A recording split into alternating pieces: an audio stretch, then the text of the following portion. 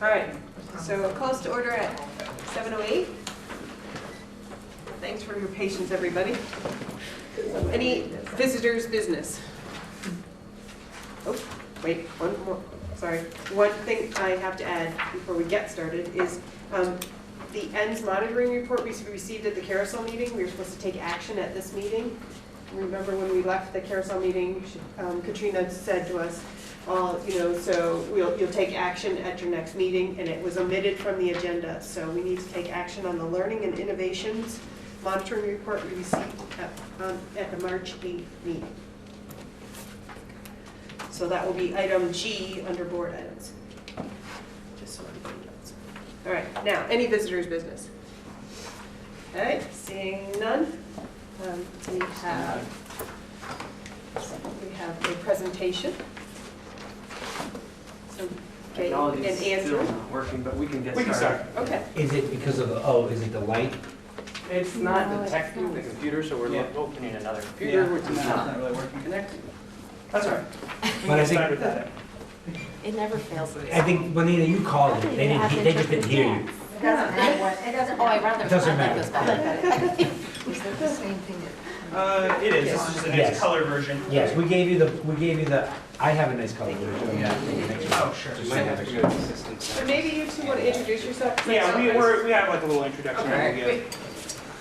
So, as we kind of mess around with the technology here really quickly, my name is Andrew Jones. This is my 6th year teaching at Mount Abe. I teach 9th grade foundational science.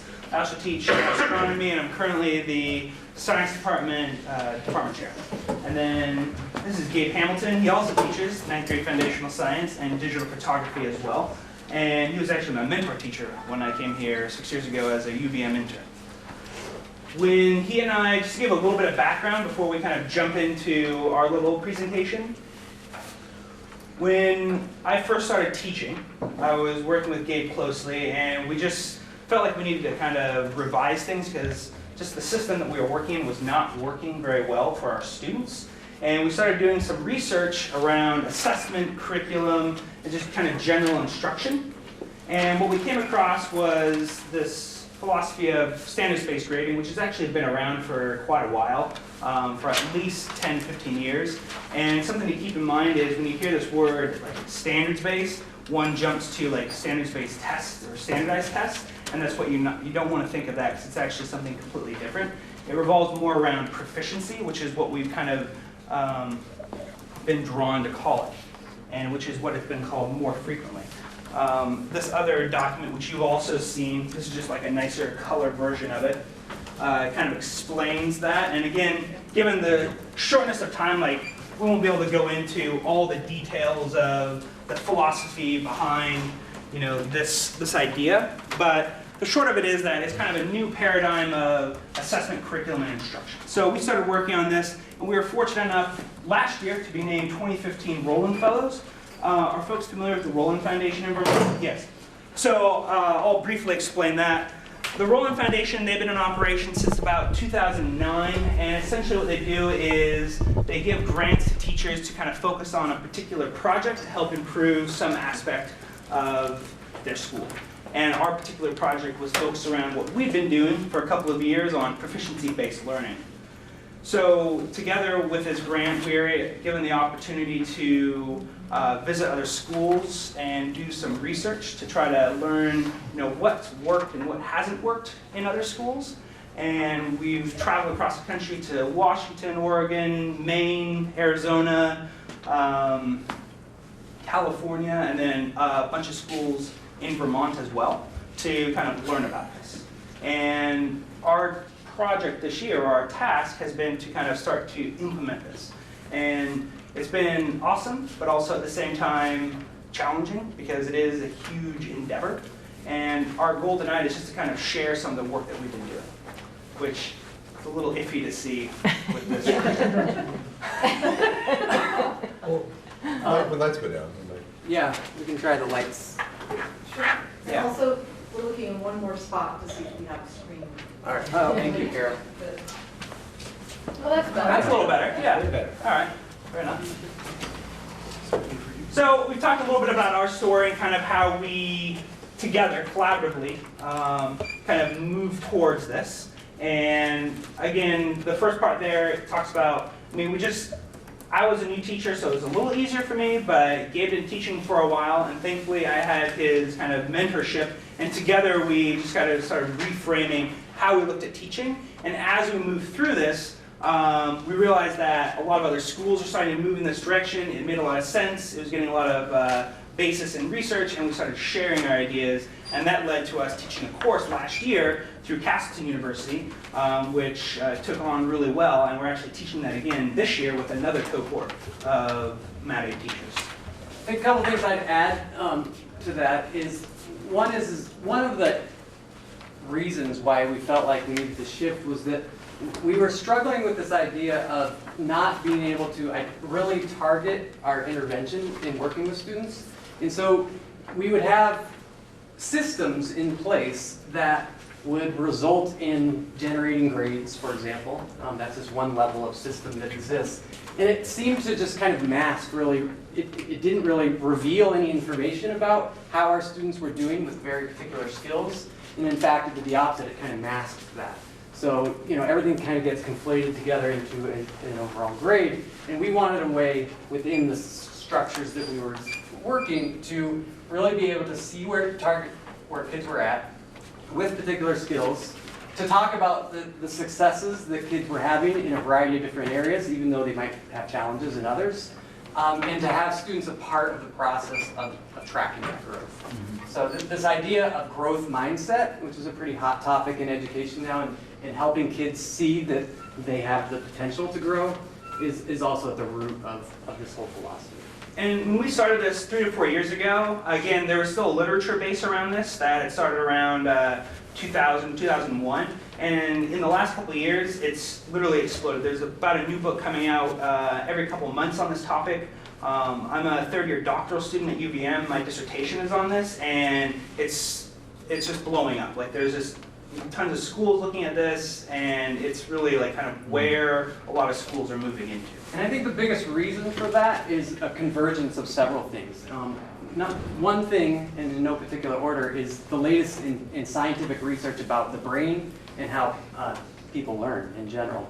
And we are really fortunate at mtabe to have been part of the last several years of professional development through TAS and Bill Rich and Wendy Cohen, Val Gardner, talking about some of those aspects of brain research and how learning works. And at the same time, we now have state legislation that's supporting some of these ideas about how the brain works and how students learn. And so the convergence of those really two big things, along with just best practices in education and kind of a new world of technology and innovation in general. That's the new reality we live in. But all those things are kind of converging together to really kind of demand a pretty significant change in education. And so our work is anchored in that, certainly. So again, we've already talked a little bit about our Roland-related work. Again, we're doing this just kind of personally for several years, and then again, we were fortunate enough to get this grant, which provided us with, namely, time to be able to work on developing professional development, resources, conduct some of our own research to learn from other schools, and that's what we've been focused on a lot this year. More recently, we've been providing a lot of professional development here at school, faculty meetings, and again, teaching our course, and then also developing resources to kind of generally help others understand it. Part of our grant included, you can hit the next one, having a steering committee and an advisory committee. I know it's a little hard to read. Our steering committee was kind of like the nitty-gritty, like dealing with a lot of the detailed components of things, and we had a wide range of stakeholders on there, from teachers to administrators and students. Our advisory council was more of the 30,000 foot level group, where we would share some ideas and kind of have them share some of this with the community. We had students on that group, board members, principals, and parents as well. At any point, if there's questions, please don't hesitate to ask. Can you guys move that back just a little bit? Yeah. So they can get a little bit bigger. There you go, thank you.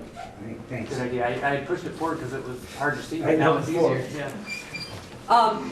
So really what it came down to with a change of the scale, we really needed to think about building capacity. And that led us initially, well, to take a step back really, and break it down into kind of 3 different things that we focused on. One was connecting it back to the mission and vision of the school and thinking about community relationships and community PR in terms of sharing and communicating these ideas and what it meant as parents of students in this district. The other piece was relevance to teaching, learning, and innovative practice, which was already happening throughout the school, but really connecting to that deliberately and thinking about PD, professional development, and how we could move forward with that. And then the last part was clarity and transparency in our process, and then looking ahead to where we see ourselves down the road. And that work really led to, in part, to what we shared with you electronically, which was the 5-town promise. And that focuses more on the capacity building piece in the bottom left corner around reconnecting it to the grand vision of the supervisory union. And this was one of the first things we did actually back in October and November from our first visits, is we really felt it was necessary to kind of come back to the vision and mission and the ends policies of the district and try to tie our work into that to kind of make it a little more coherent and cohesive. And so we came up with this slogan, for lack of a better term, called the 5-town promise, which really, again, it's more that our piece of the work and with regard to proficiency-based learning is one aspect of that. There's 4 key strategies, all kind of hitting on different areas of the promise. Again, focusing it back on what is the ends policy, what is our mission and vision, and how does it all connect. And again, this came from just visiting other schools, like what they found to be the most profound and helpful with moving proficiency-based learning forward was to kind of connect it to these broader goals. Again, like we teach a whole course on proficiency-based learning, so clearly we can't talk about it all right now. But a few kind of big takeaways is that it's a lot of times you might get the term standards-based grading, which is used a lot, and the whole idea with proficiency-based learning is it is more than just grading. It's really the entire structure. When Gabe and I were kind of moving towards this philosophy, we weren't just changing our grading practices, we were changing our curriculum, we were changing our assessments, we were changing how we are teaching. So it really kind of forces us to change all aspects. But the basic idea is that it makes grades more meaningful, accurate, and consistent. Because a lot of the research shows right now that grades just aren't those things right now. Because you can conflate all kinds of things into a grade. And it varies from school to school, teacher to teacher. Another major impetus for this work was the EQS, Educational Quality Standards, around proficiency-based graduation requirements, which is required for the graduating class of 2020, as you know. And what's not explicitly mentioned in those is how grading and assessment will be done. But in order to accomplish that kind of ultimate goal, there needs to be an intermediary piece, and that's proficiency-based learning. So if you break down the proficiency-based learning system into 3 main components, there is the grading and reporting piece that is certainly important and one of the aspects of work that we've spent a lot of time in terms of moving forward as a school. We're going to be shifting grading systems in terms of the technology at school. And then there's a whole there's a lot of decisions that have to be made around the grading and reporting in terms of the system and what it looks like now and what it's going to look like as we transition into proficiency-based learning. And we'll share some pieces of details of that as it looks now, but there's definitely still things in the works there as well. With regard to teaching and learning, it does lend itself much more to personalization of learning because you really are looking at very specific targets that teachers develop connected to standards. And so when teachers, and I'll skip down to planning a little bit, when they're planning out what they teach, they really are forced right out of the get-go to identify what are called learning targets. So a typical course, year-long course, might have somewhere between 15 and 25 learning targets, and those are very specific targets that they're trying to achieve. And students are getting constant feedback on where they're at with those targets. And it's an iterative process that helps the students be more involved in where they're at, and then teachers can then use that information to differentiate and personalize the experiences to meet the needs of the student. Remediation of standards, so what do you do if a kid isn't demonstrating proficiency? That's a complex intervention system as well, but it starts at the classroom level, and there's a whole tiered system of supports that we're working on in terms of other structures that exist in the school to help support students that aren't demonstrating proficiency in those targets. So again, a lot of our work has been around developing kind of the capacity around this, because for many teachers this is a new thing. It's a paradigm shift for them. It's a second order change. And so we've been fortunate enough that we've been kind of dealing with this for a while, so we're kind of the resident experts, if you will. We've taught our class now for two sessions, so about a little under half of the staff has taken our course. We've also done a professional development workshop series throughout this year, kind of sharing our experiences. We've also piloted this along with the grading program with our 9th grade teams. So we've been slowly kind of building this up from the ground, which is what we've found to be the most successful way of doing this, as opposed to just like a top-down mandate, which works sometimes, but oftentimes not so much. One of our upcoming pieces has to do with community outreach. On Thursday, we're going to be doing a Q&A session where we'll just be talking a little bit about this, because again, for many, this is kind of a new topic, something that may not be familiar. One of the documents we've just recently shared, and I don't know if this one was in your agenda or not, this is a frequently asked questions document we made. And if you notice at the top it says draft on it. By no means is it a final product, but it's just kind of a start to help those who want to learn more about this or understand how it might impact things. This is a kind of a discussion starter on that component.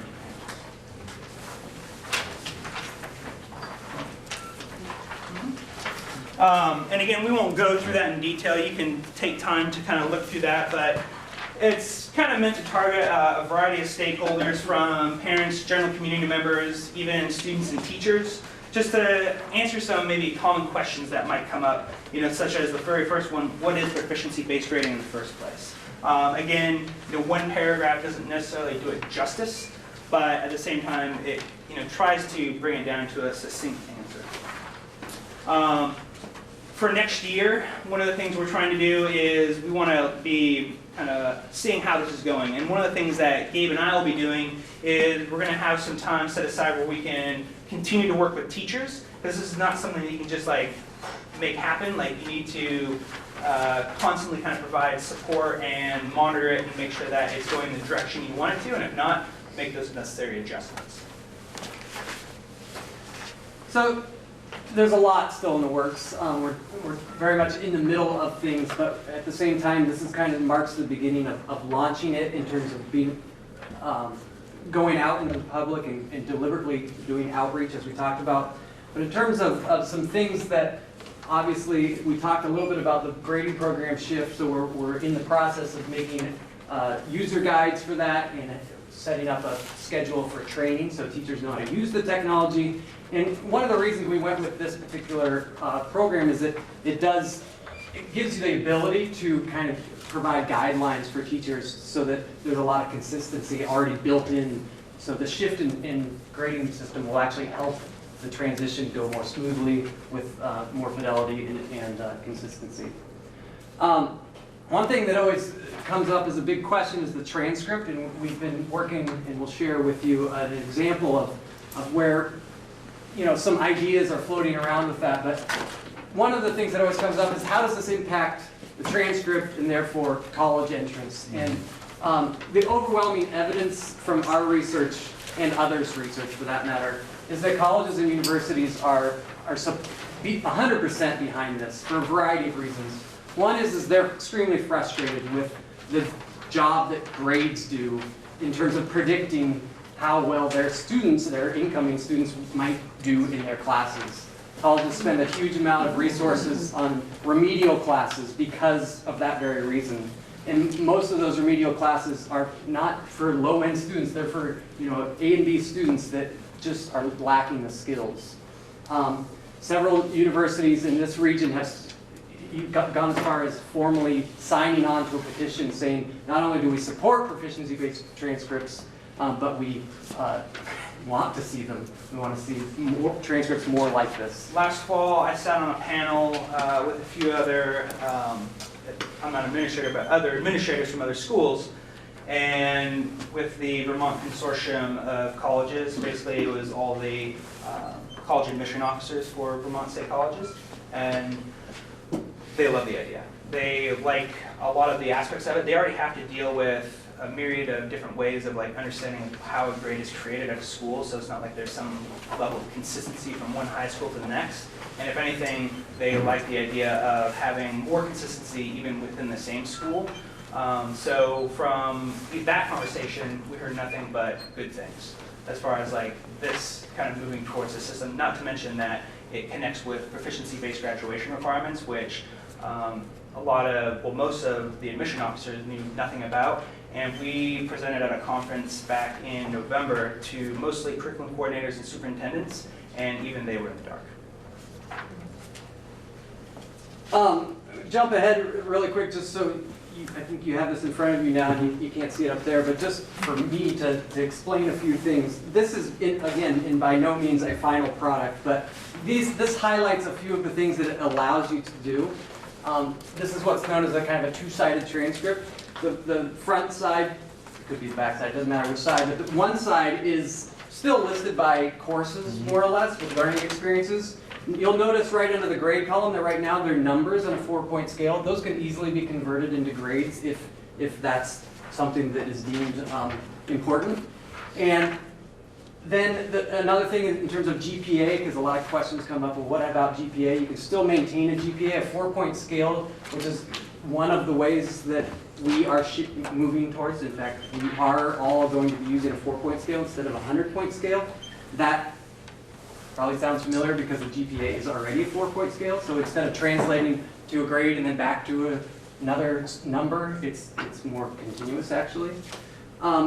There's some questions that were floating about, you know, what does this mean for honors and recognition? There's ideas from other schools about using a more Latin honors system so that more people can be recognized if needed for their achievements. Having things like endorsements, so if maybe a kid isn't overall, you know, a great student, but they have some real strengths, then those are highlighted more in a transcript. And then looking at the backside and in the bottom right, there's now, with this new transcript and this new system, I would echo, because we couldn't just build this transcript right now because we don't have the behind-the-scenes work that goes into it. We can actually report out on the competencies. So we've been talking for a number of years now about these competencies, and we've been working hard in the classrooms to teach to these competencies, but nowhere do we report and keep track of where students are at with these competencies. So this will allow us to see where we're teaching things, where we're doing a good job of teaching things, where we need to work as a school, and where we need to help individual students with that.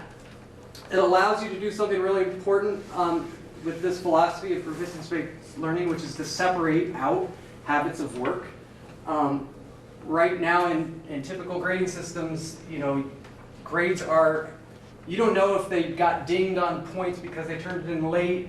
You don't know if they started off really bad and then later were doing well. So separating out habits of work allows you to identify, is it because they're not doing their homework or is it some other reason? So it allows you to be more specific in the feedback.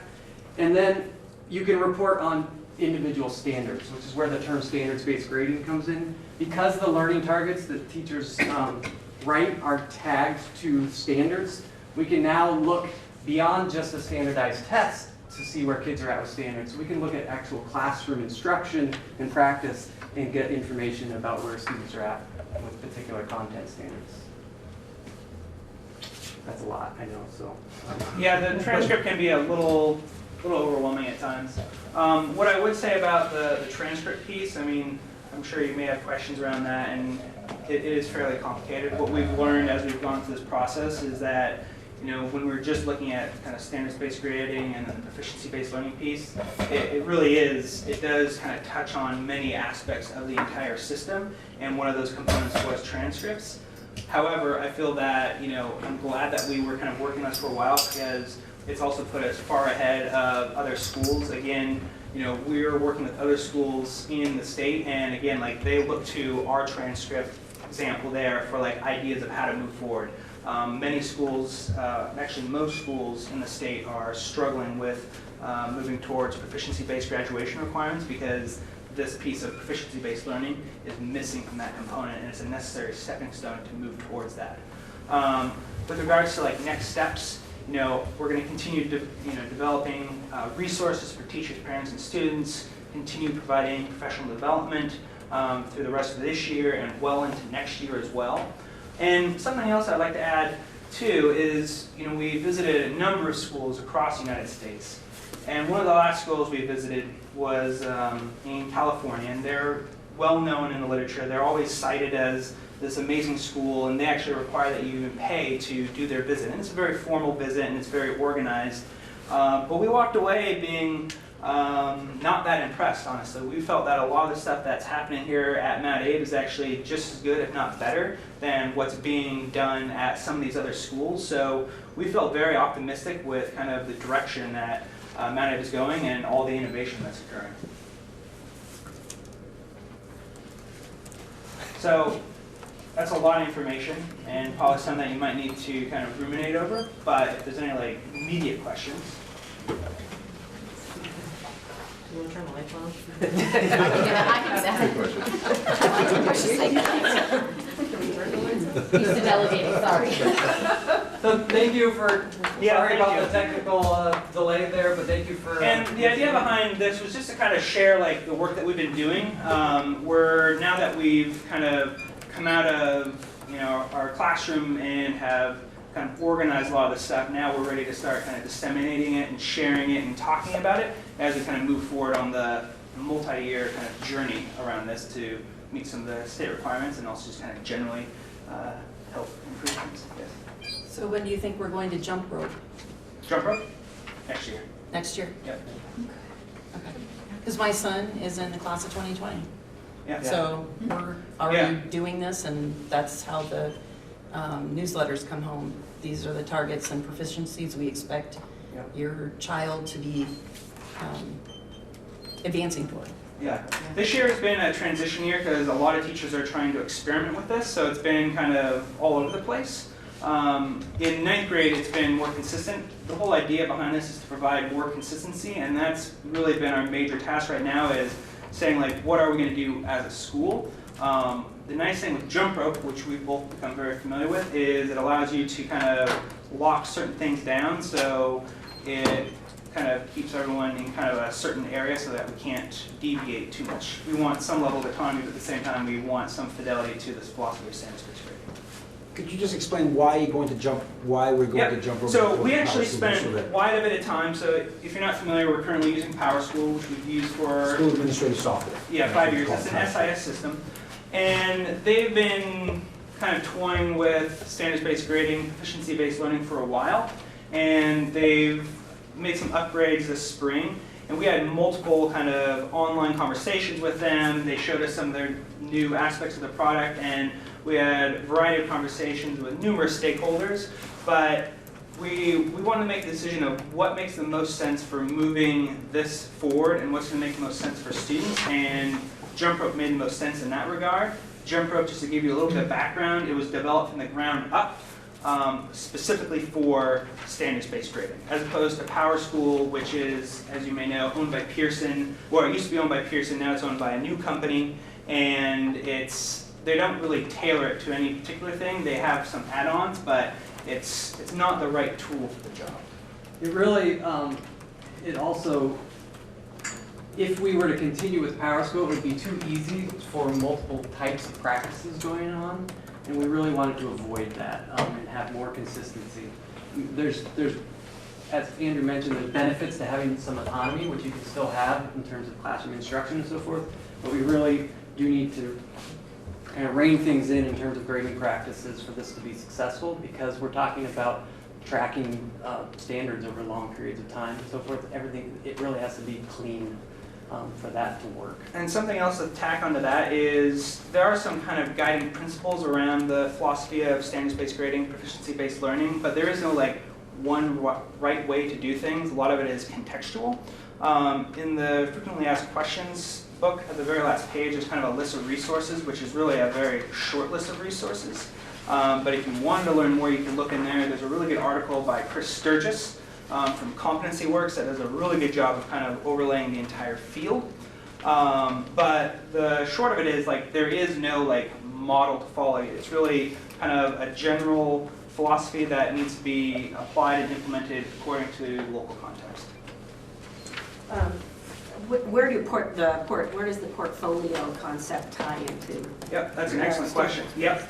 So one of the key things with regard, one piece will be what our portfolio really ultimately ends up looking like. So that will determine how the two mesh. The main thing is that with this kind of system, it allows you to kind of like dial in to see like where students are strong and weak, and then you can tailor support specific to that. So for instance, a student might be academically really strong, but they're always, say, turning in homework late or some habits of work component, so you can target interventions specific to that. Or maybe they are academically weak, but they turn everything on time, they're to class on time, whatever, and you can zoom in specifically to what aspect they need.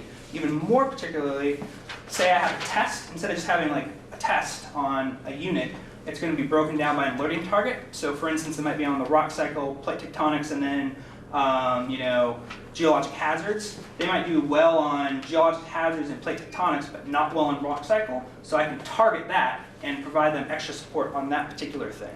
And that's where you can start to personalize things. And I would also go in another point to that is the portfolio will then be more connected to classroom work. I feel like right now there's not a clear connection about what goes in and what classes and so forth. And now since we'll have the report card will be arranged by competencies as well, as is the portfolio. So now that students can have that information and be talking about that information with teachers and then say, oh, this would be a great work sample for my portfolio. So then if they're using their portfolio to reflect on their own work and their own personalized learning plan, which is another aspect of the portfolio, they can really tie it directly to the work that the learning experiences they're having in the classroom. One last question. So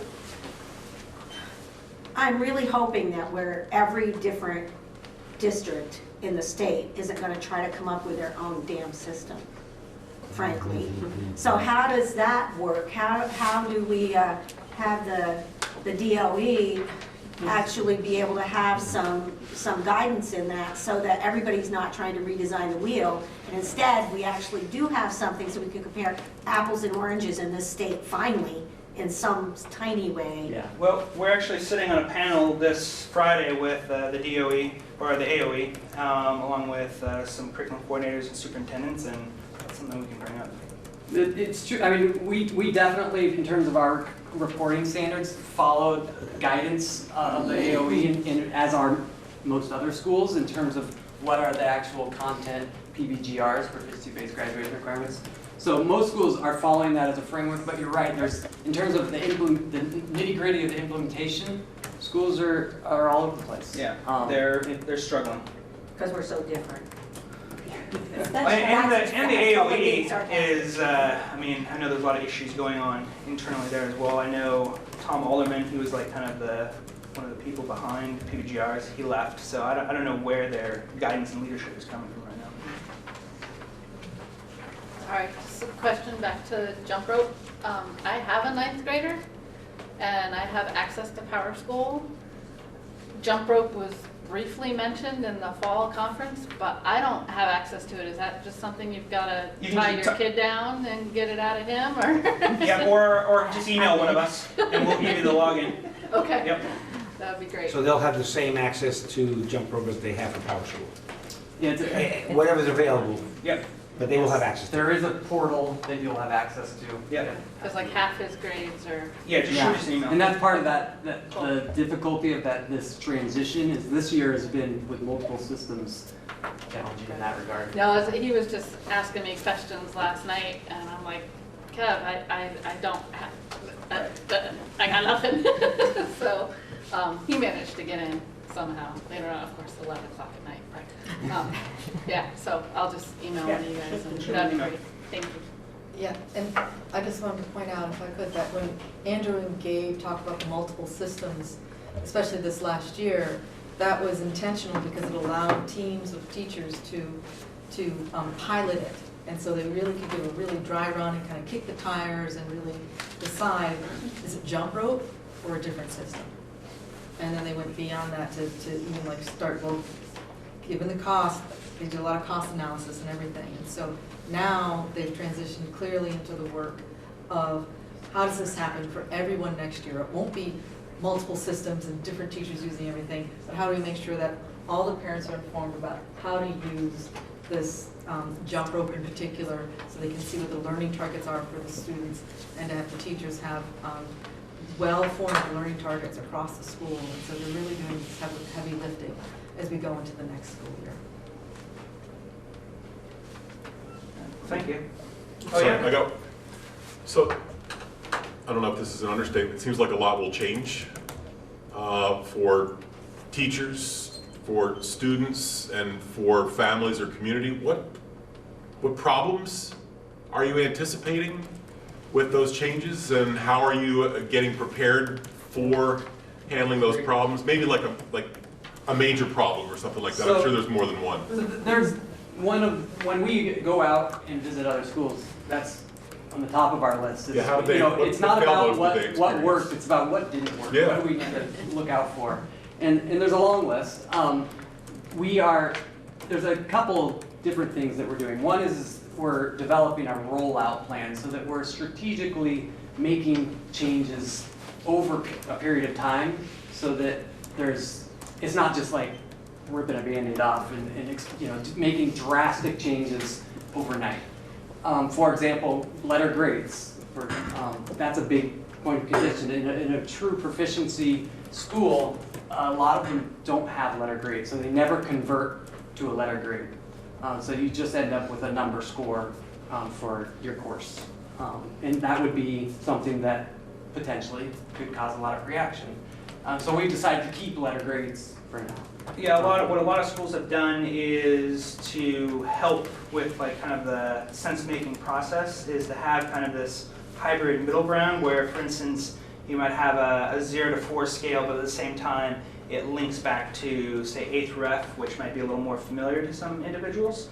And so, yeah, kind of a slow rollout so that it's not a whole lot at once, because something that was actually brought up in a conversation today is that there are going to be individuals at different points in understanding, and the last thing we want is for there to be kind of any sort of backlash or anything.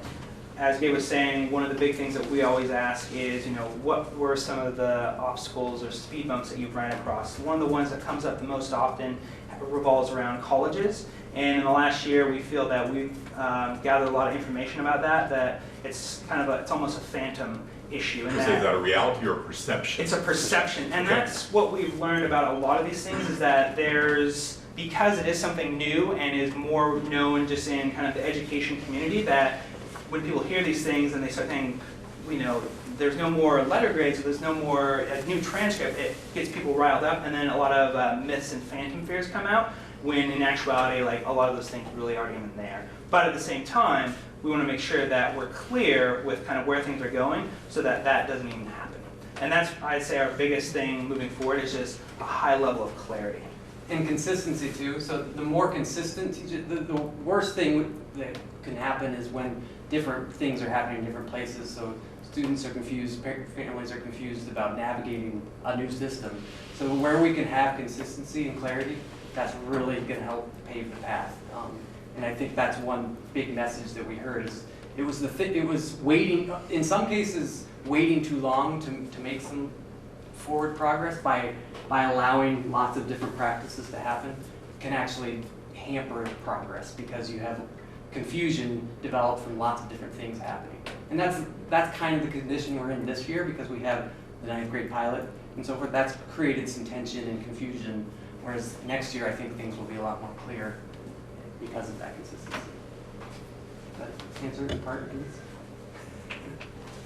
Yeah, I mean, there's gonna be, I mean, change is hard, right? Yeah, change is hard. I mean, and that's the reality is like, nothing's going to be perfect. Nothing's ever going to be like just smooth sailing. No education change that I know of has been just like, oh, that worked awesome. In all the research that I've done, there's always some level of, difficulty, and we've been working pretty hard to like minimize that. And I think we're bringing it back to we're doing this because it's what's best for kids. And the jury's, I mean, this is better. I mean, again, going back to best practices of research and so forth. So yeah, change is hard, but we're in a changing world where education system is founded on 100 years ago on a different kind of world. And so the education system is overdue for change. And we're not at Mount Abe unique in realizing that change needs to happen. It's happening all over the state, it's happening all over New England, it's happening all over the country. We're figuring out exactly what that looks like, but I think we're in a really good place here for a variety of reasons in terms of moving forward. Well, it's much the same way, but just, so you're prepared to, I guess you need to identify, think about people implementing it. You need to be, you're prepared to identify people who aren't doing it, and hopefully nip that in the bud or whatever, because that seems to be like the worst. With regards to teachers? With regards to teachers. Yeah, that brings up to another, well, actually, something I'm working on right now is actually a program evaluation, essentially. So next year is kind of finding different indicators or metrics of like making sure are certain things happening to make sure that there's some level of fidelity to what we're trying to do. Again, we don't want it to be like just prescribed, but certain things do need to happen. So that is something that that's going to be part of our job next year, is kind of keeping an eye on that. Right. I'd imagine jump rope will force a lot of the... It will force a lot of that, and actually we have administrator access, so we can go in and look at everything. Okay, In good. the leadership changes that are happening, the leaders that are coming in are also very knowledgeable in this, and Patrick has been doing an iteration of this at the middle school he's at, and so I think that will be helpful in terms of that being on board as well. We've already reached out and been in contact with them and are sharing information so that we move forward. That transition will be smooth. I want to recognize that the questions are important, but we're kind of getting, Yes. so I want to just give everybody a warning. We're going to finish up the question period and let them go home. But Neil, I'll take your question and then one more after that, and then we're going to... The only thing I just wanted to say was, it sounds like, as usual, it's not the kids that are going to have the problems, it's the adults in the system. The parents, the teachers, administrators, the kids probably would just fly with whatever's going on, because they are used to change, they like change happens every day. So I just, it's always a cautionary tale to me that the adults in the system get in the way of transition and change with incredible regularity. So it's a selling job, and It is, and that's what, There's a need. and I think it's too bad that we have to sell so hard, but it's clear that's what we need to do. and we all came from a different context. So what education was to us, we think, it worked for us, so it should be the same, but. Right. And I just want to, and it's not a clarification, it's really going back to Otto's question about, and as we talked today, you guys have been planning, it's rolling it out, because again, we need a policy, we need a new graduation policy, we did EQS, educational quality standards, and also allow at the state level for graduation requirements to get away from Carnegie units and be standards-based. This is really what everyone's moving towards, and Mount Abe was probably ahead of the game when we were doing this. But but it's a slow process. They're saying we're not going to start off, we're going to keep the letter grades. It will be not all at once, so people will get used to change, and they'll see that this is actually a much more engaging way of students to be assessed, for teachers to be trained at the school to be able to provide that. So it's not all going to happen at one time, because I do worry that, again, we talked about that today, is, how parents feel about this change. Because my daughter Carol got into, you name the university, using this system, wait till after, my other child gets out. So think that's one of the challenges that we have. And I just have to add as well, it is a lot of work for a teacher to transition. It Yeah, can't be it is. underestimated. It's not, you have to redo kind of everything. You have to rethink about all of your assessments and your teaching practices and how to differentiate now because you have the information to really do it well. But that takes a lot. It doesn't just happen. So that's another thing to keep in mind is we've been really trying to do the PD due diligence, but there's never enough time. There's never enough of us to help. We've been trying to get more and more people able to help each other because it's gonna take all of the teachers coming together and using each other as support because it's a big task. For sure. Well, thank you very much Thank you. for taking the time to Thank present you, to us. guys. Thank you.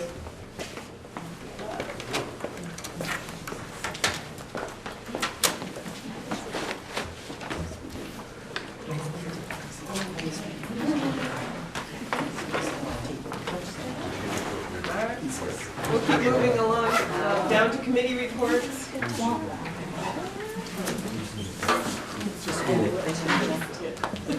She's got money.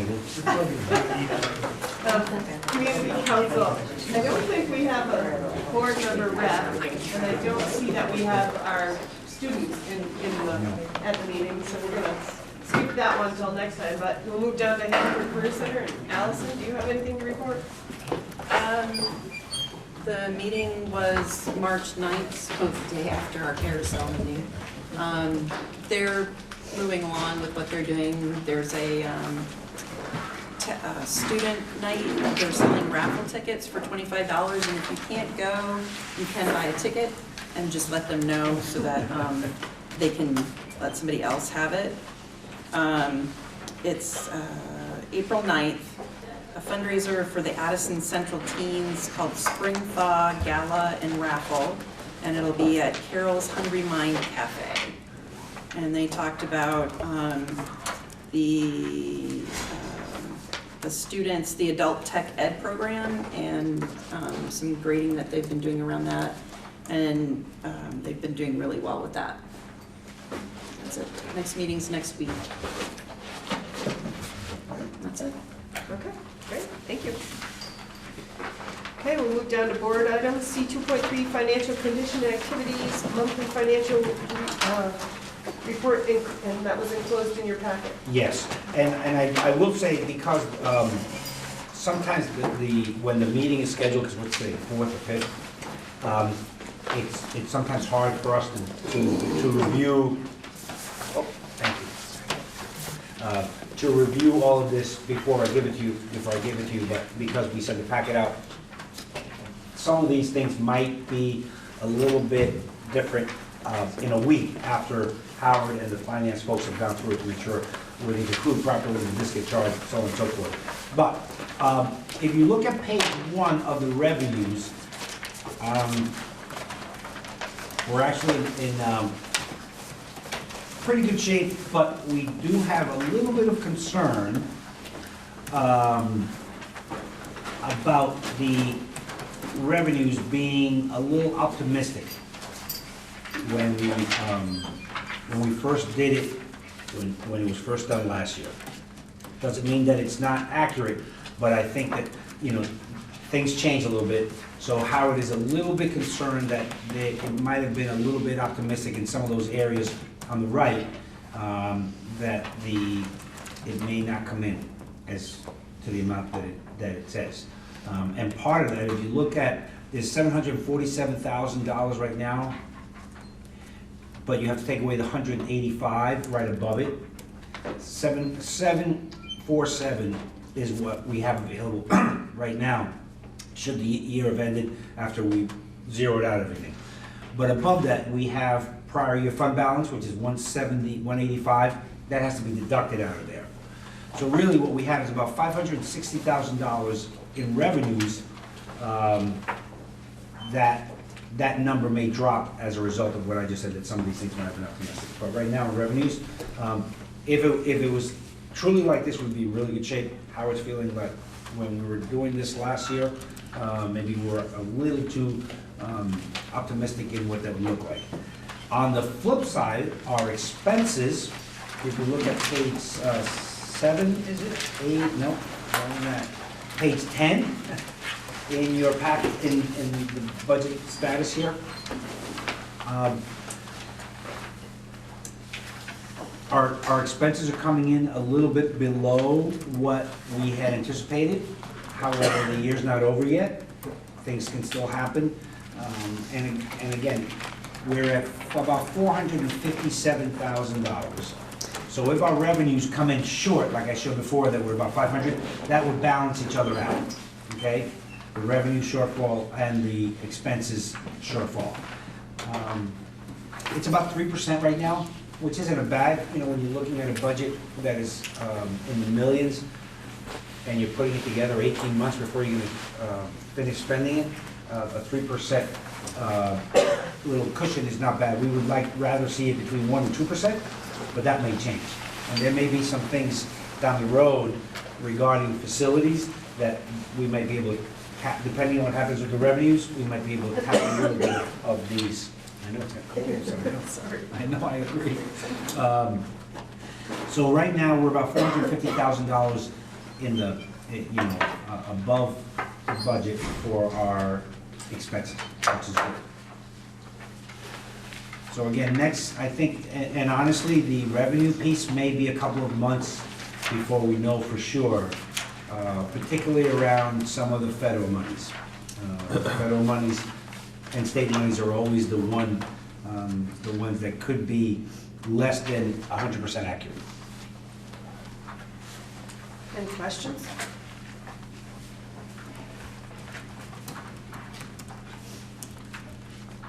Why are the revenues inaccurate?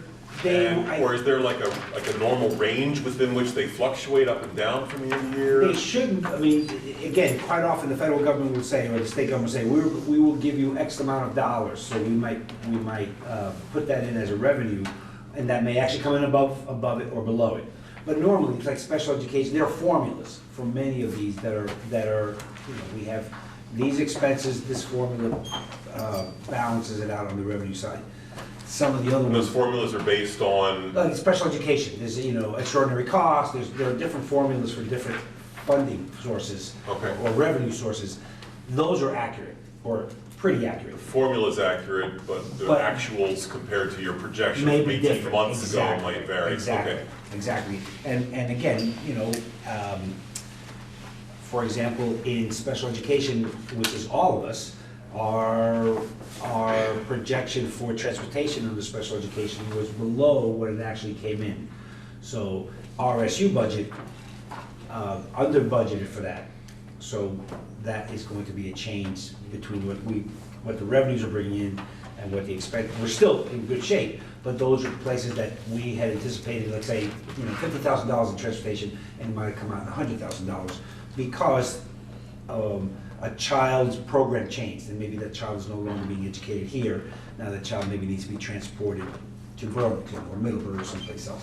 And those are where things come in a little bit. It's not 100% science, the projection of revenues.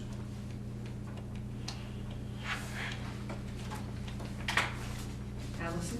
So maybe we've talked about this before, but there are a couple of salary lines that are quite full of money. Industrial arts, 1132, page 2.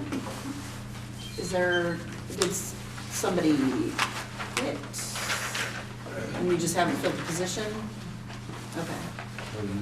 Yeah, in that one specifically, a teacher retired about a week before school started. We were able to find a long-term sub every other day at halftime. And so that was where we were able to make a lot of savings. We're now in the process of hiring a full-time replacement for that teacher. It was hard to find a teacher with that particular credential at the beginning of the school year. And then I think, Allison, sometimes we move people around, so so that their salary may be in that line, but it's not going to be transferred over until the very end. From another one. Yeah. Yes. She's found a big one. Any other questions around the financial report?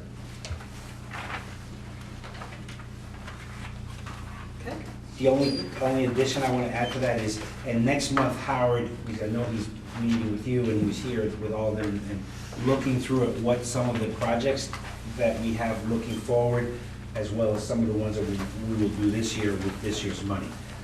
So there are some things that we know we're going to be doing. Some of it we're going to try to do once we know how much it's going to cost. Can we do some of those with this year's revenues and free up next year's money? Or as well as what will it cost us for next year around some of the projects that we are working on. So that you'll have a much better idea next month, because you'll have an itemized list with what we're doing, what the potential costs are, and whether it will be in the FY16 budget or in the FY17 budget. Okay? Okay, all right, we'll move on. The next is our policy review. So the policies for tonight's review are C4.5 Code of Conduct and 4.6 Board Committee Structure.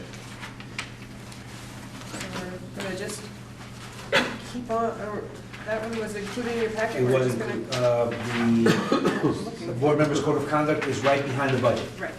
the next page after the budget. We'd like to read it. Would somebody like to read it? Anita? Policy title 4.5, Board Members Code of Conduct. The board commits itself and its members to ethical, businesslike, and lawful conduct, including proper use of authority and appropriate decorum when acting as board members.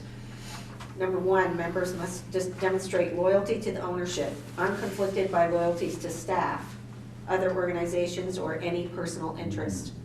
Number two, members must avoid conflict of interest with respect to their fiduciary responsibility. There will be no self-dealing or business by a member with the organization. Members will annually disclose their involvements with other organizations or with vendors and any associations that might be reasonably seen as representing a conflict of interest. When the board is to decide on an issue about which a member has an unavoidable conflict of interest, that member shall absent himself or herself without comment, not only from the vote, but also from the deliberation. Board members will not use their board position to obtain employment in the organization for themselves, family members, or close associates. A board member who applies for employment must first resign from the board. Number three, board members may not attempt to exercise individual authority over the organization. Members' interaction with the superintendent or with staff must recognize the lack of authority vested in individuals except when explicitly authorized by the board. Members' interactions with the public, the press, or other entities must recognize the same limitation and the inability of any board member to speak for the board except to repeat explicitly stated board decisions. Except for the participation in board deliberation about whether the superintendent has achieved any reasonable interpretation of board policy, members will not express individual judgments of performance of employees or the superintendent. Members will respect the confidentiality appropriate to issues of a sensitive nature and other matters that may compromise the integrity or legal standing of the board and district, including matters discussed in executive session. Board members acknowledge that the way in which they choose to exercise a right to express personal views can affect the board's ability to work together effectively.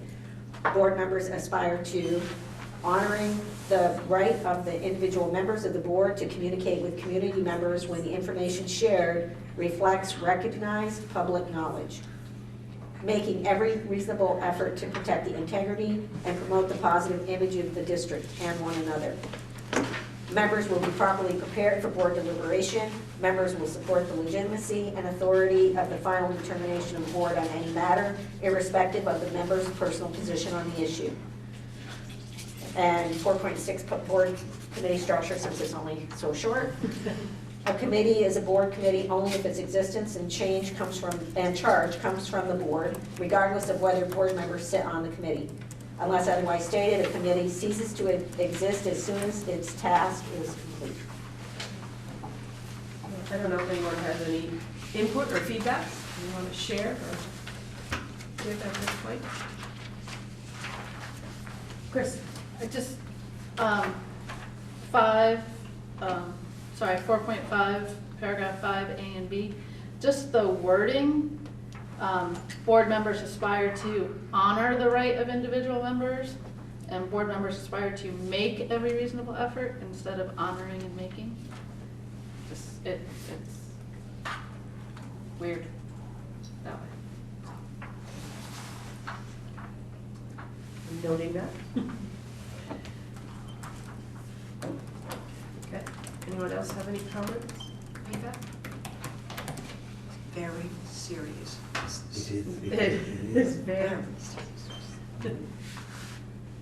I'm sorry, what'd you say, Cal? I said it's very serious business. Yes, it is.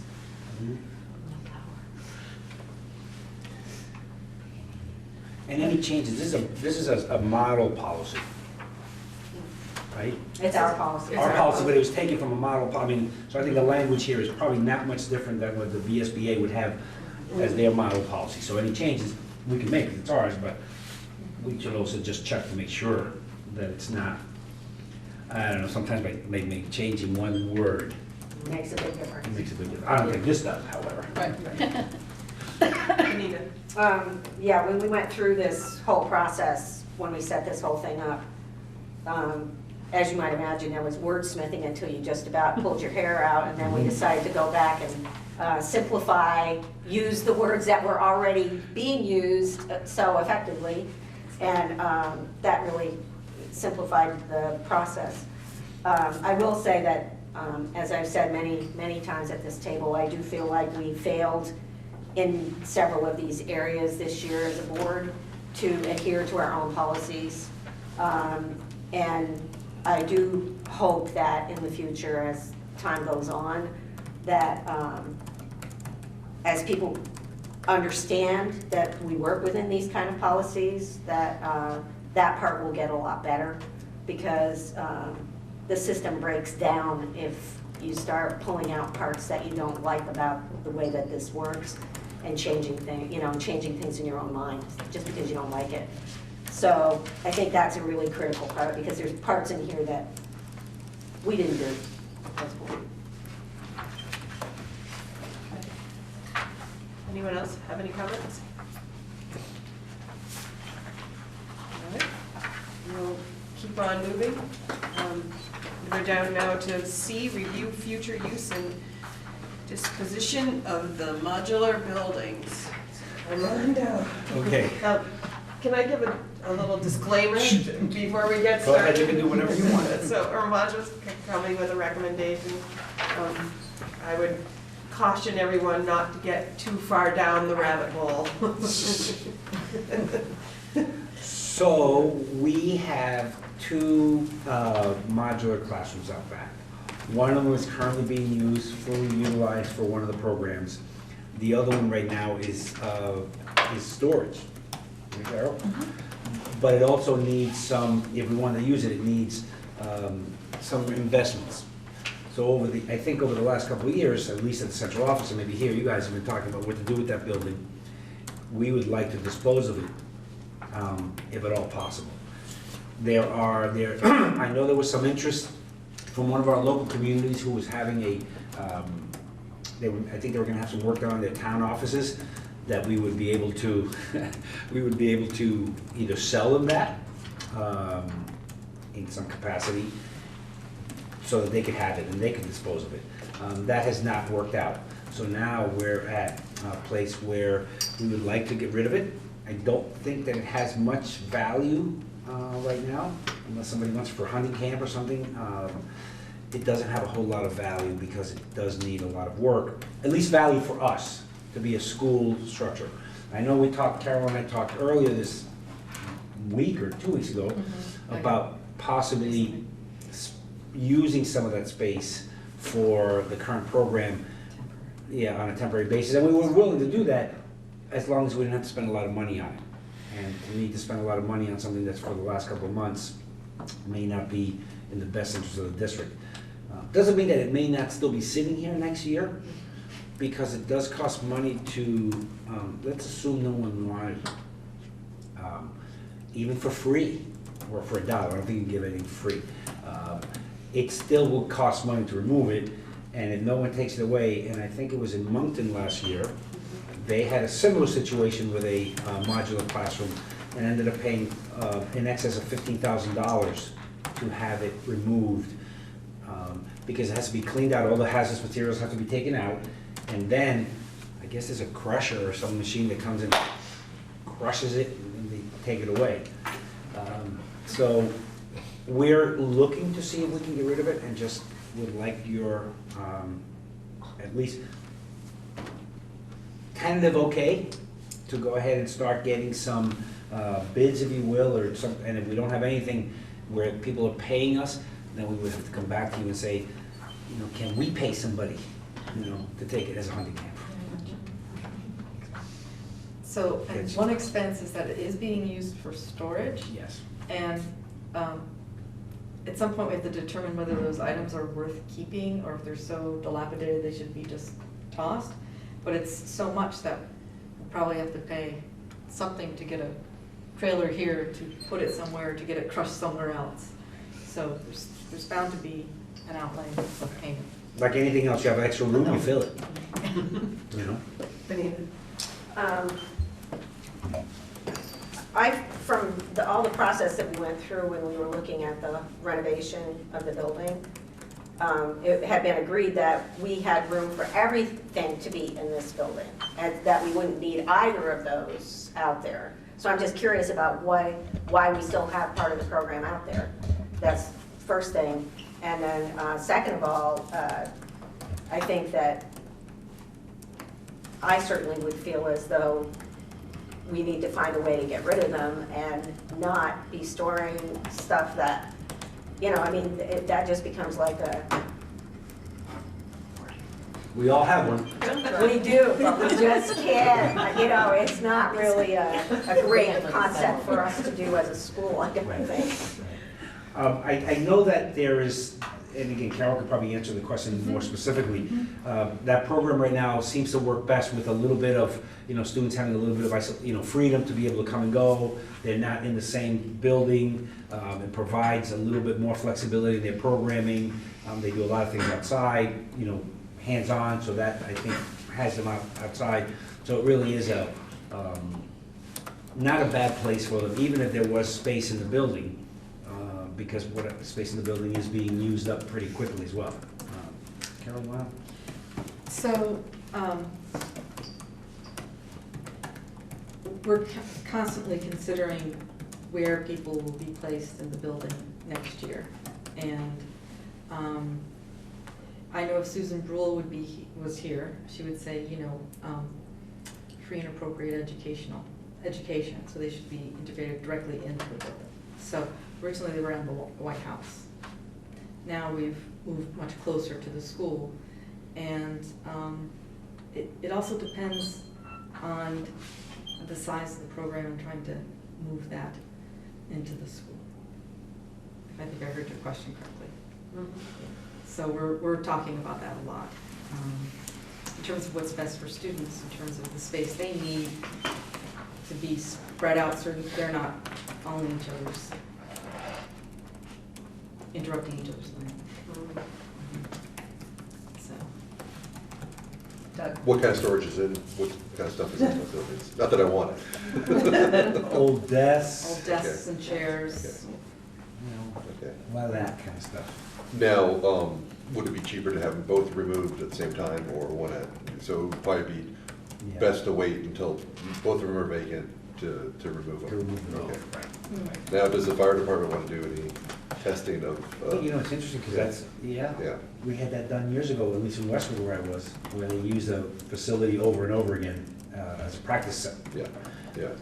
I think this might be a little too close to the school. Well, they already haul it over. Oh, yeah, Right. yeah. Maybe move over, because they're very close now. That's, you know Across the what, street? that's, we're gonna check on that tomorrow.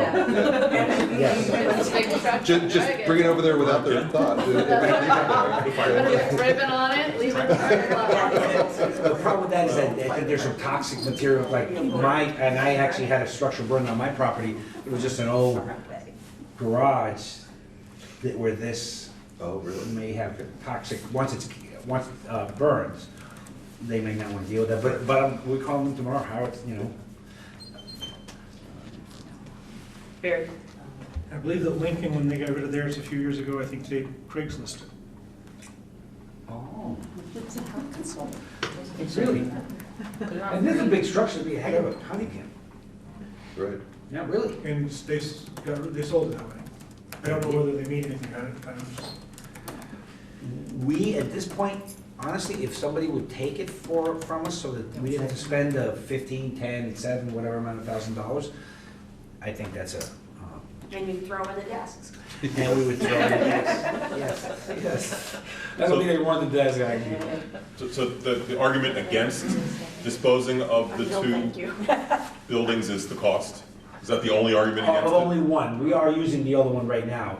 And again, when you look at alternative type programs, quite often alternative programs are not usually in the same location as the school. Not Okay, always. that I understand, so Yeah. again. So that's why I think So the that- one, so any argument against the one, getting rid of the one is just the expense associated with getting rid of it? That's At it. this point. That's Okay. right. That's right. But I think, regardless of the expense, we have to get rid of it. One way or the other, whether it's this summer or the next, you really need to do, because it's an eyesore. I don't know what else to call it. All sorts of. Barry? Yeah. Do we know what the cost Yeah. of running them is? Excuse me? The cost of running them for heating and, I don't know that. Shauna probably could tell you that. I don't remember, but we figured all that out. Because I had exact numbers. I don't know how Oh, much you it did have costs exact numbers for to that? heat and run, but it's been mothballed to the point that's gonna take capital just to the get other the one's in heating. use though. The other Yes, one's in use, but yes. the one that we're looking at to Oh, okay. get rid of is now to the state would cost some thousands of dollars just to get it usable. Yes. But we can find out how much it would cost to run the one, because that's the other one doesn't have heat, doesn't have water going to it. So really, if we can isolate those costs, we can find out how much it is for that one. I think we've already got it somewhere. Yeah. Okay. Benita? Just to go back for a second about not having the program completely in the school. This is off, I'm going off the deep end here a little bit, but there's a program in Middlebury called the Diversified Occupations Program Yeah. that they're gonna close because it's separate from the school as a unit. And so I take some issue with the concept that we're better off having them in a place that basically we're gonna give away the other one, and now we've got kids that we're keeping in the other one. So The DO program and this are two different programs. I understand that on some levels. I'm kind of familiar with both. But we're still separating. We're still providing separation from the rest of the school. But remember, they're not there all day. Kids come and go, they have regular classes. I mean, I think one of the challenges for many children who may be struggling in school is that this is also acts like a home base, they have a connection there, but they're coming across, taking classes here. Some of them may have more than others. But those are all issues. So in years past, it was in the White House, so it was really separate. And so actually the move here did allow much greater integration. The idea would be to have full integration, and we're working towards that ideal. It's a question of how do we move the space and have enough space for them to really work well. Okay, Aren't we also working toward a closed campus and that's, I You're- mean, with the access to the outside? We closed the campus. My understanding, since we're both new and relatively new, those decisions were made prior to both of us getting here, but the campuses became closed for juniors. Yes. And then as I inquired around, because someone said to me, I think, Carol, that it's supposed to be closed next year too. But as I made inquiries, I heard, I'm pretty sure I discussed this with somebody in the board as well, that the closed campus was just for juniors, not to migrate to an entirely closed campus. And to move to an entirely closed campus would actually present quite a bit of issues in terms of who's minding the students. So, and the extra 12th graders. So is this exit then supposed to be open all the time? Yes. That's how they come in and out. I know it is now, but I thought that we were making it so that people could go in the front exit. No, Entrance. this exit, they do need an adult. In order to get there to the outside, In order to come from the outside In. in, they have to be escorted by Somebody has by to an swipe adult the with a- card. With a proximity. So it is card. closed, but that is, yes. So Secure. only one door in the So the perimeter front. is, part of the perimeter is secure, as all doors of the perimeter are secure during the school day. so if we were able to move them in somewhere inside the building in their own area, Mhm. it would be better that way.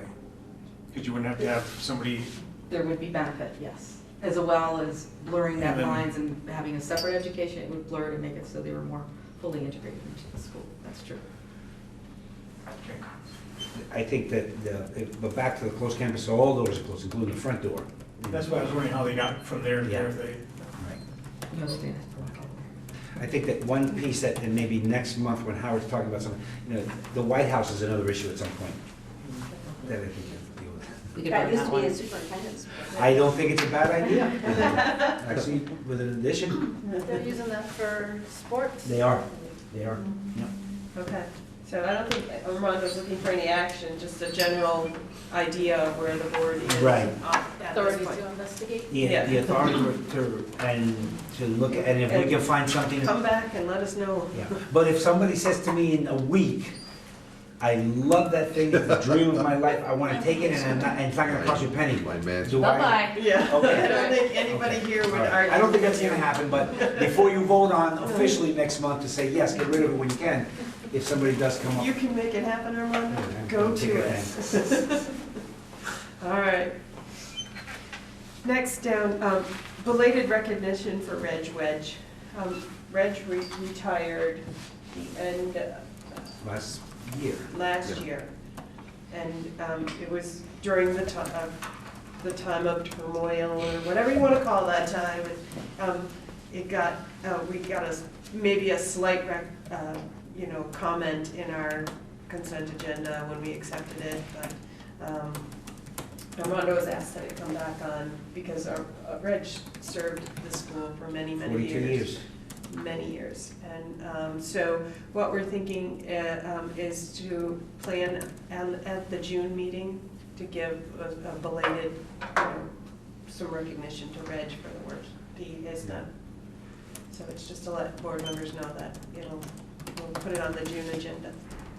It doesn't have to be big. No, just a I joke. sent him a card, so you know. Thank you. Last All right. Let's see, now we're down to C 4.1.6 board self-assessment. I don't know if anybody's filled it out ahead of time. If you did, you can turn it in. You can turn it in later. We can talk about it when Barry kind of gives us a recap of our meeting and how we did, kind of thing. We didn't have one in our. There's not Oh, one you in the didn't packet. get What's in one the packet about it? Okay. I guess that's the Okay. assessment then. Well, You we want me to have can, we're Karen still send you gonna, one? Send one to all the yeah, members? Karen can send one out to everybody. One Yeah, last, there last was- meeting. Yes, There there was was one last one. in We the use the last. same one, right? Yes, Yes. Okay, yes. oh, great. So, but again, at the end of the meeting, when Barry gives us a sort of recap on how we did, we can certainly have a conversation then if somebody feels there was an issue they'd like addressed. Are we planning on doing self-assessment after every meeting? Yes. Okay. So clarification, would you want Karen to send it electronically to everyone? Yeah, that's fine. Is that okay? Yeah, that's fine. Yep. All right. Down to, under board items, other. Does anyone have any other? Chris? Just have a question. Community engagement, we did the little, do we need to have another one?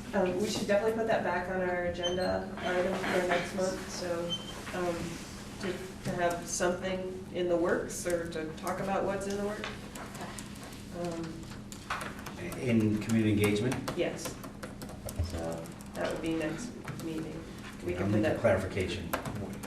I think it's, first it'll be the discussion, and then if the group decides they want to move something ahead at an event, then it will be determined at that. But I think we need to touch base back about where we are and what we want to do. Okay, and then somebody else, Jody had a hand up for another. I just have another feel-good story.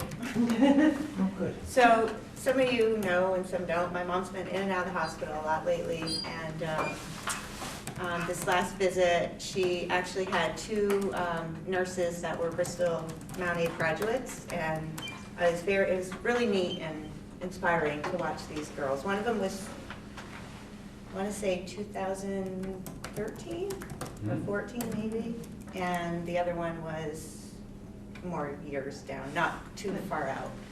One was an RN and one was a nursing assistant.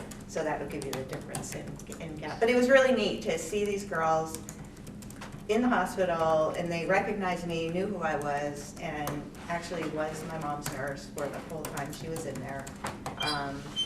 It was really, really neat. I thought that was great to have that connection. So, anyway, good job, Maddie. Anyone else have any other? I have two things. One, to let you know that at our carousel meeting next month, I will send out an invitation to the principal screening committee members to join us so that we can give them a thank you for their work.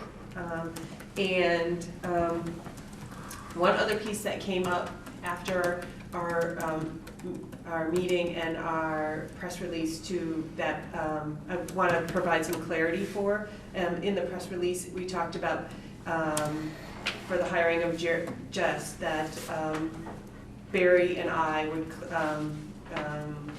forget the word, like, settle the details and work it all out kind of thing, and just under the remembering policy governance, so I thought it was important that Barry and I explained our role in this action and what took place. And Barry and I attended the meeting that Armando held, and actually Patrick was in attendance as well. He was able to attend as well as incoming superintendent, and they met with Jess. And I think I can let you speak, but I think we were pretty much there, just seeing that things got done, and listening and understanding that what was going on. We, I don't think we in any way dictated what was happening. We left it to Armando and Patrick, but. I felt we were there more for continuity than anything else. Right. And just to clarify to the board, in case members were, thinking, oh, well, they worked out a contract kind of with Jess. It would really be Patrick and Armando who talked about things with Jess, and we were there. Because policy is very clear on that. Yes. Who's responsible for hiring. Right. And it's not us. Right. So, but we were there to see with the interim and to see that things, things got finished, details got taken care of, and so we did sit in on it, and they handled it, and it's been taken care of. So I'll let you know. All right. Now, I added G at the beginning of the meeting. So G would be our ends monitoring board response to the learning and innovations monitoring report we received at the carousel meeting last month. So, move to approve. I don't know. Here, I don't know what the do you have language needs to be. that folder? It's in your folder. In my,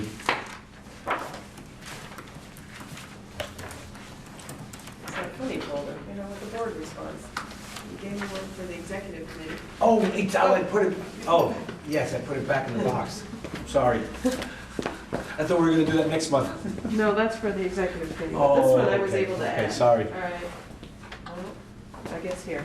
That was Okay. the executive committee. This one? It's yours. Yeah, this one, this is the one. Okay. Yeah, you decide, right. No, this says executive committee. That's the one that's for next month. Okay, that one's next one. Sorry. This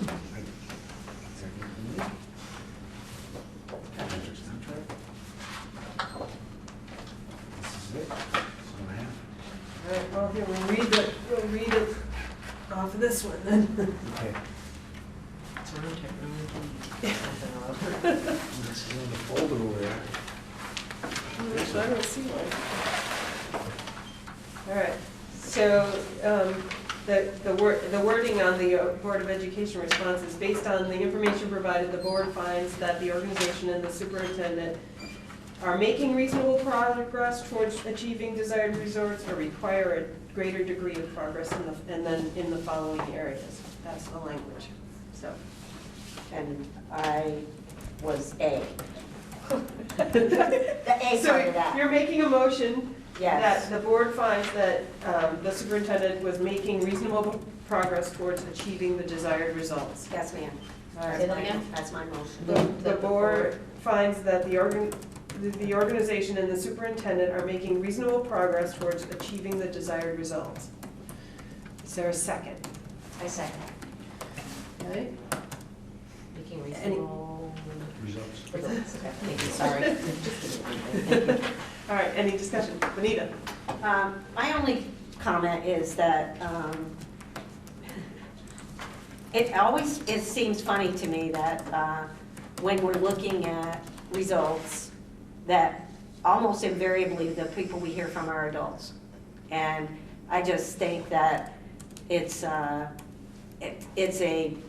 challenge to try to stop the school being so much about the adults in the school and actually get it more to be about the kids in the school. So I don't know what the answer to that is, but I felt like the presentations that we got that night they were led by, they were presented by adults, and there was, yes, some kids work there, but it was just kind of, I just always want it to be more about the kids, and I always feel like it's more about the adults. And that's just always something that I notice in a lot of the things that we do and a lot of the reports that we get.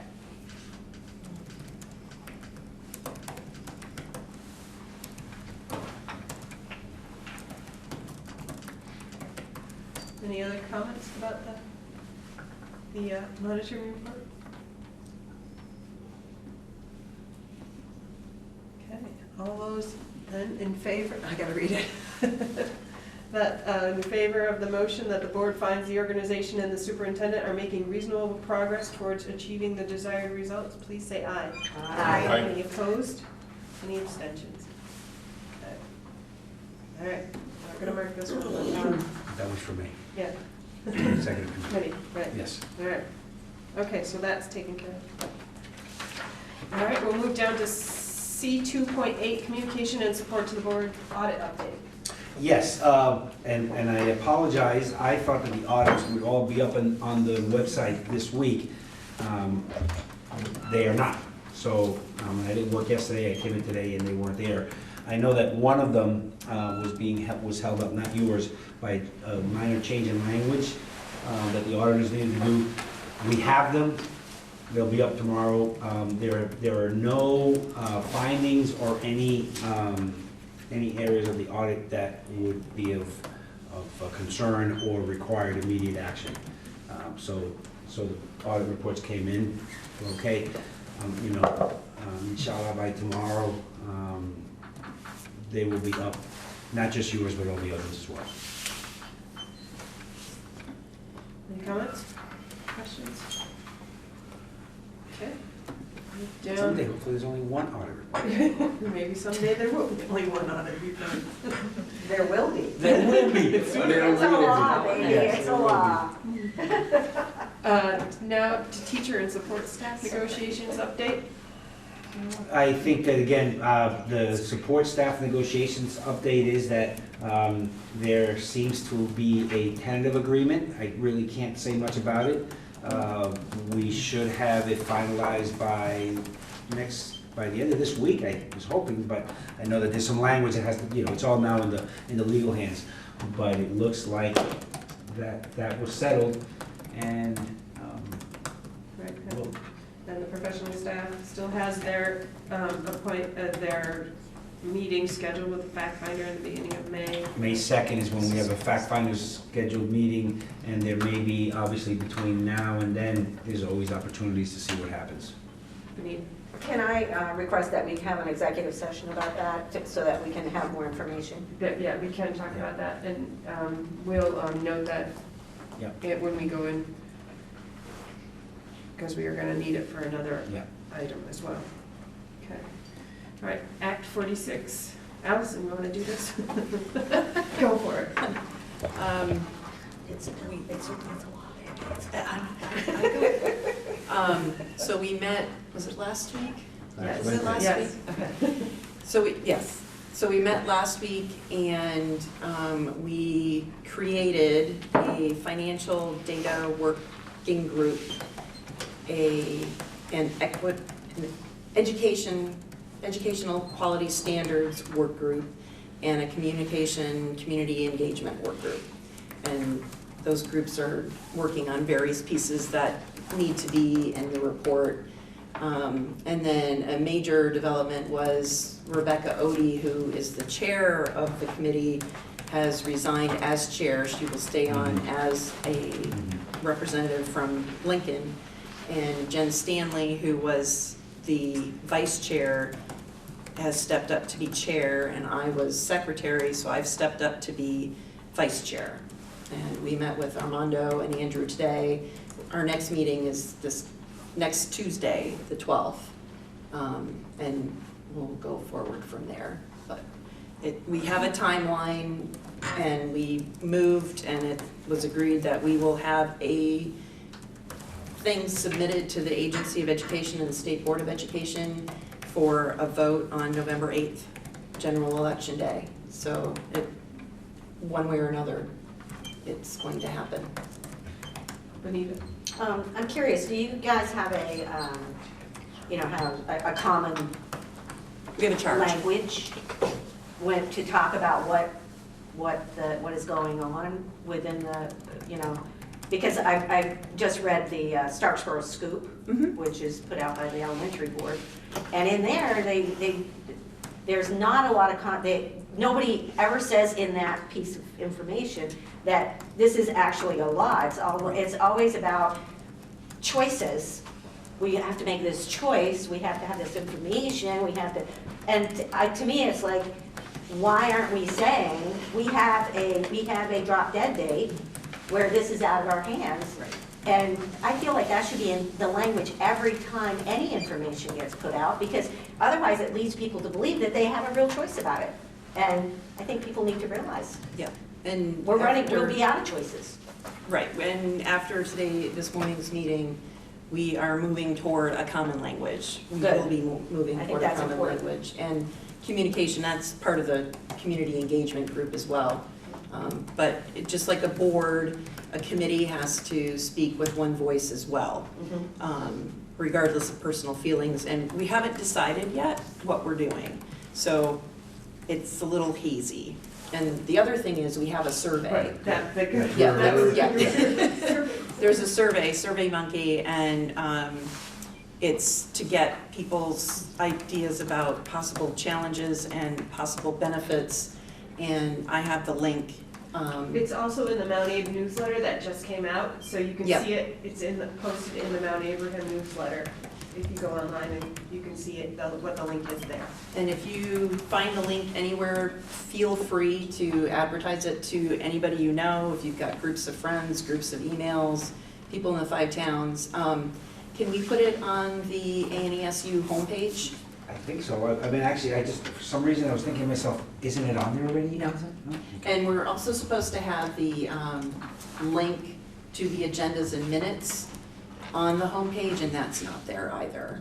So figure out some way to put those two things there. And like I said, next Tuesday is an open meeting, so I encourage anybody and everybody to come. 6:30 in the Bristol Elementary cafeteria.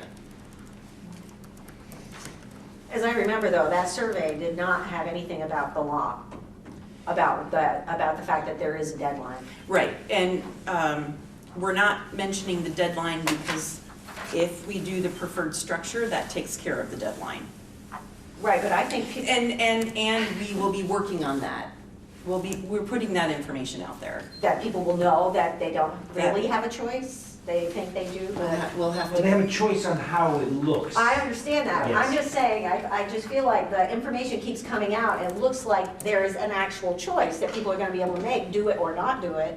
They don't understand, and I feel like it's important to keep putting in front of people, this is a done deal. It's just a matter of how, now we get to make it be a little bit more the way we want it, but then it's done, and we don't have a choice. So, and I feel like that's misleading. I feel like it's that survey I felt like was misleading to me.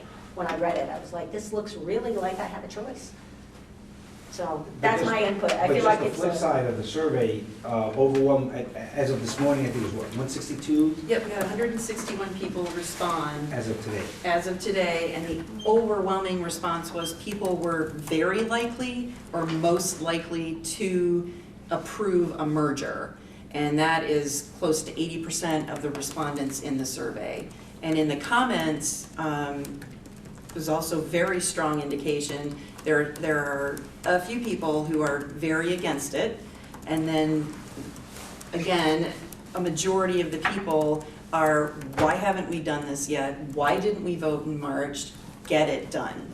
And we're getting that information. And the second piece of that, Allison, or Renita too, is that the majority, again, it was about 80, between 75 and 80% people felt that they were very familiar, either very familiar or familiar enough to make a decision about it. So that is, that does tell us that folks are aware of it. They are at least understanding the concept, but we as a committee need to now move a little bit. Right, we need to move it forward. And Yep. we also have a lot of Act 46 activity around us. So I Yes. think that's helping inform people's opinions as well. And are you using the Middlebury plan? Because that thing went through just like a, We are looking at, Slick right as- now, we had Addison North, the Virgins, Addison Northwest, Middlebury, Addison Rutland, and I think we got to see Mount Chittenden East as well. Chittenden. And they're all very similar. Right. Because there's only They so all many read ways very things similar. can. yeah, so I think that would be awesome if you can use something that you don't have to redesign. We don't have to reinvent the wheel by any means. Good. Yeah. All right, any questions? Okay. Move down to RBO committee update. So the RBO committee has sent the lists of people who were willing to work with groups to the co-chairs, and they have been tasked to organize their groups and get their groups together in the next 2 or 3 weeks, have an initial meeting to report back to the steering committee about with their work and their plans, sort of, going forward. So that's happening. One of the objectives, which was meeting around training, and is going to attend the Washington supervisor, I don't know which supervisory. Yeah, I'm not sure, Washington. One of those in Washington is going to attend a meeting where they use a different bargaining technique model, so they were gonna sit in and watch that, ask questions, meet with that. And then they've also been in contact with Cynthia Jeffries, the mediator, to come and present different models of bargaining to staff and board members that want to hear that. That would be in May 26th, I believe. So there will be that opportunity. That's the work that's ongoing there right now with that group. Okay. Then, no questions. We'll move down to the Policy and Governance Committee update. I sent you all an email regarding a board monitoring report and the format, and to have everybody take a look at it. I didn't know if anybody had any feedback to share with Sandy and I, as me as the your executive committee rep, and Sandy as your policy and governance committee rep. This is a work in process. This is, we want to get feedback, so we're bringing it back to local boards to hear comments. Before we go there, can I just give sort of where we are and Sure. how we came to this? Just because obviously most people weren't there. So we met on, we had our third Policy Governance Committee meeting on March 15th. Val Gardner has been present for all of those, moderating it, which has been very helpful. And what we did is we looked at samples of ENDS monitoring reports from other communities outside of Vermont and some inside of Vermont, with examples, some that have been around for over 5 years. And we discussed when we read these monitoring reports, what resonated with the individuals, what seemed to work, what didn't seem to work.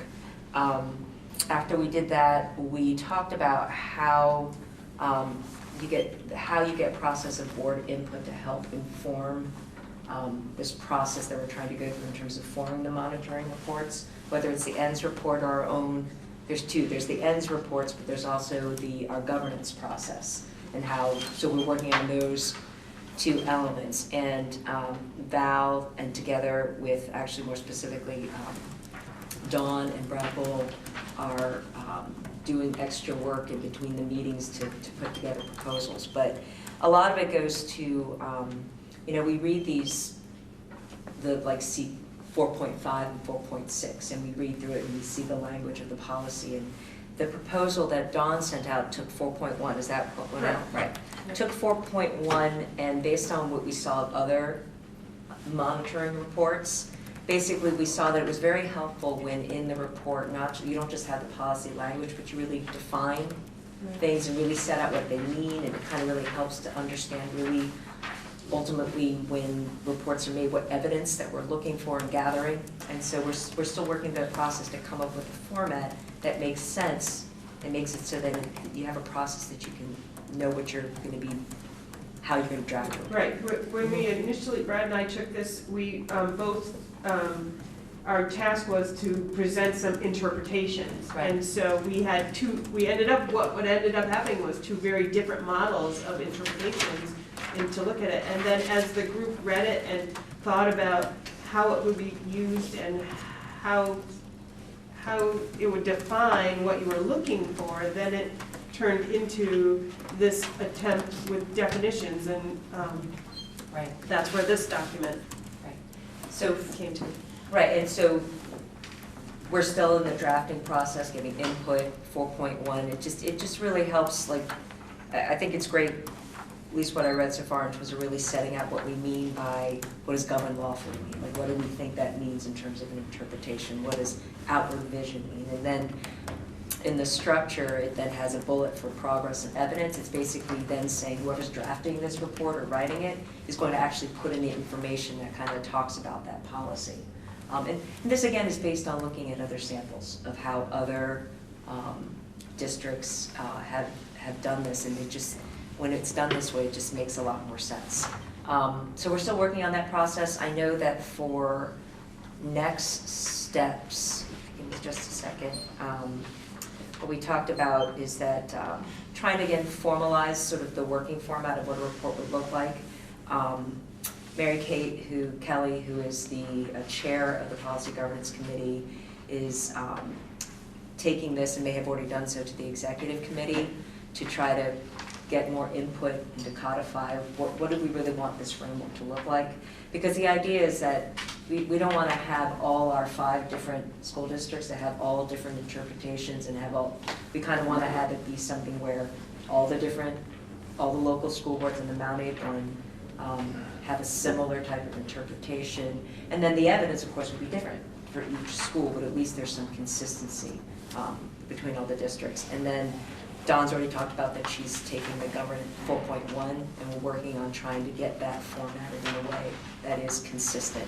This is looking also forward to, like, if Act 46 comes about. It's a way of trying to make it so that structurally the executive committee or a policy governance committee, and we have to determine that at some point, takes certain roles in making sure that things happen, and then it always goes out to the local board and it comes back. So, it's interesting. It's really makes you have to really think carefully, and we're limiting it to these particular monitoring reports because it really challenges you to say, how are we really going to show this when we do these reports, and what makes sense. And I thought Katrina had a really great, what really struck me during our meeting was we went through the one of the ends reports, the written reports from last year, and what was interesting is we were looking at the evidence that was put in, and it had some report card information that talked about certain elements that kids were doing. And one of the things Katrina noted was that it would have been really great eventually to somehow get it that, like, when evidence is, like, report cards are made in the local schools, that if they were actually consistent with what the ends are, like, so if there was something in the ends that said we're looking for innovation and that when they were gathering or grading, they were doing what they were doing in their local schools, that it actually was consistent with the ends, so that when it came time to say, what have we done, what have we measured, they're the same. Because some of them covered them, but you had repeat, it wasn't necessarily matching up to the ends, and so working on that piece too, and how can those things more consistently match up so that you can more easily show this is what we've been doing and following, this is the information we've gathered, this is how we've been measuring in the local schools or in the building. So. So we talked about the Mount 8 competencies that they've been working on for several years. And actually, they were created to be aligned partly to the Common Core, but also picking up a number of the ends results that they wanted to see. So, not So you're it's doing getting that, there. yeah. We're not as probably as explicit and direct as some elementary schools in Vermont are doing it, but for high school, we've moved the needle a lot on that. And when we move to the proficiency-based report card grading and transcripts, that would allow you to be able to have that data. Or more easily, I should say, data more easily. So, a few things to piggyback on the competencies.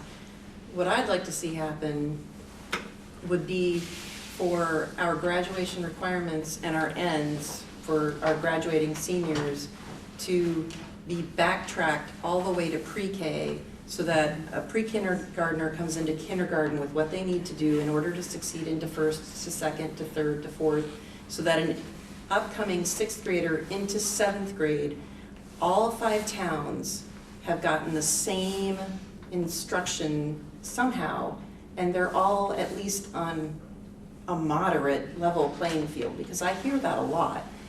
Some kids are prepared and some aren't, and there's a big difference sometimes between the schools, and then moving from 8th grade into 9th grade, and then being able to move from 12th grade into a career, into post-secondary, that kind of thing, because it's not just a 4-year college. Not all kids are academically inclined to do that. So that would be my hope with our ends policies, to get them better integrated with what we want our students to achieve and be successful at. So I attended a policy governance training on Friday with Val Gardner and some other people, and it was made very clear that the job of a board is to govern, to be the steward of the organization. It's not to manage. It's not to give local control to board members to manage the schools and the principals and the teachers and the programs. Our job is to ensure that the superintendent has what he needs, or she, what they need, so that they can then assist their principals, their teachers, their staff to get the students where they need to be. And we just go from monitoring reports from the superintendent to make sure that we are meeting our ends, and where we need to shift, or what we're doing well and what we're not doing well. And I like how with the monitoring reports, the superintendent has to interpret what we mean for the superintendent to be looking for. So I like seeing our interpretation of what we want the superintendent to bring back to us, and how we're governing ourselves. Right, this would be our, Right. would be our work. Right. So- Right, so we're expecting the superintendent to interpret policies to report back to us. So we need to understand clearly what we're supposed to do as board members, and so that we don't get into the managing piece, the means, that's not our job. And it helps make our governing more robust, and helps new board members come in who may not be well-versed in policy governance, understand that we do have a specific process that we engage in as board members, and we do that. We have a process, we just don't meet and just talk about what's happening with the pool or whatever. There are things that we're supposed to do. And I like how it provides definitions to enable us to keep ourselves accountable to our board as a whole, and then to the organization that we're supposed to be supporting. And we are accountable. This is our job. So in response to that, in terms of the process and the superintendent and the report, one of the things Val has really been helping us to do is how do we, she calls it ends monitoring report generation and acceptance process. So what we've identified, and this is sort of our job as a board, is that we are really still very much at the beginning, even though we've gotten the policies in place and we're absolutely moving in that direction and we're committed to it, starting with the interpretation, the superintendent, what the framework that's being proposed and that Val is proposing, and that seemed to make sense to the policy committee, was that the superintendent creates the framework, the reports. Superintendent puts together what they think is a reasonable interpretation, possible sources of evidence, but because we want to make sure that we're moving in a way that the board feels that this makes sense, because we think this is a reasonable interpretation, take that and get some input either from the executive committee and policy governance committee, then take that out to the local boards, so that we're now at this process of saying, let's really work together on what we think a reasonable interpretation should mean and give input, and then give that back to the superintendent and say, this is the input that we have based on what you've indicated, so put what you think you need to put together, do your report, but now you've gotten input from us, and then let you do what you need to do.